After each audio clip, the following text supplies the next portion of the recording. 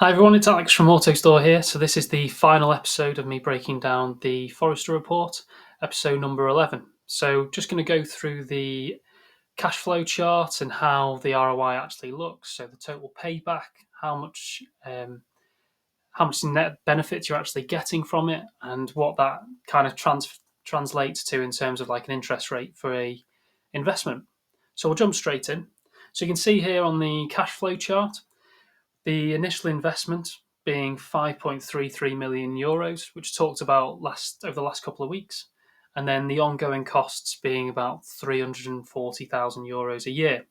So you can see here on the total costs, you've got the initial investment, year one, year two, and year three.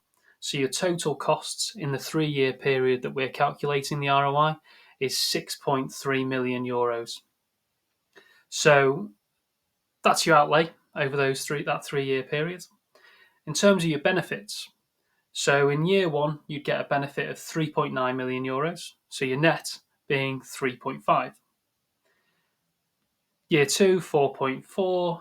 Year three, 5.1. So your total benefits from investing in the automation is 13.5 million euros. Your net benefits, when you take away those ongoing costs of 340,000, is 7.12 million euros. So you are making a lot of payback on the system itself. Now, how does that actually translate into an ROI calculation and a payback time?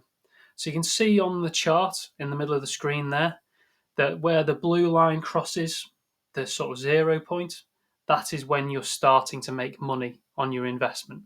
So for this particular example, it's 18 months, so incredibly fast for a 5.3 million euro investment. Now, you can see that those cash flows actually increase as time goes on because of the additional costs of labor and inflation. So actually, what your ROI is you can take your net benefits and divide them by your total costs from a present value point of view, and that gives you the 79% ROI over a 3-year period. Now, what that actually means in real terms is you're essentially getting a 79% interest rate on your initial investment.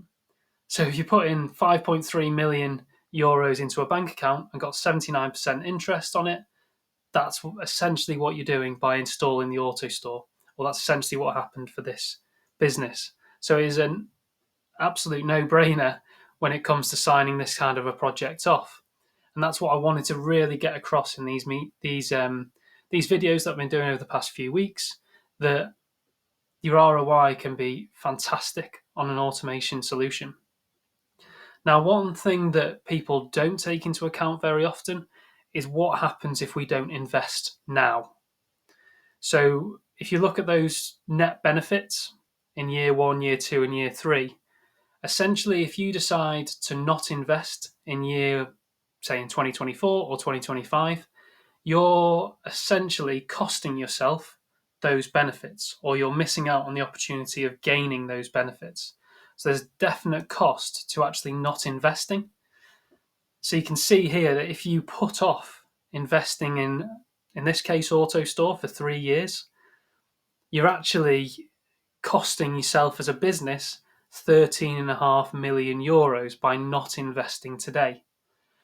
So if that doesn't, put a rocket up the board, I don't know what will.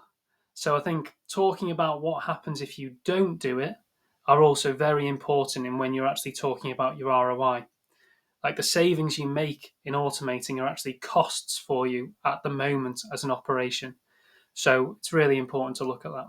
So that's it, and that's the end of the series of breaking down the Forrester report. So 11 episodes of varying different lengths, but hopefully a lot more palatable than if you were reading a 30-page report. Feel free to get in touch if you've got any further questions or want to go through anything else in some more detail. More than happy, and drop me a line, drop a comment, or a DM. More than happy to discuss things in a bit more detail. It amazes me how often ROI stops automation projects going ahead because it hasn't been calculated properly, and how often companies are just taking into account labor savings. the vast majority of projects will never get off the ground if you just use labour savings. So I hope this series has kind of shown everybody that you need to take in a much broader range of metrics to actually build a really strong ROI. And generally, automation does have a really strong return on investment, and hope that's come across in these videos. Like I say, I hope you've enjoyed them, and I'll be back with something different in the next few weeks. Cheers.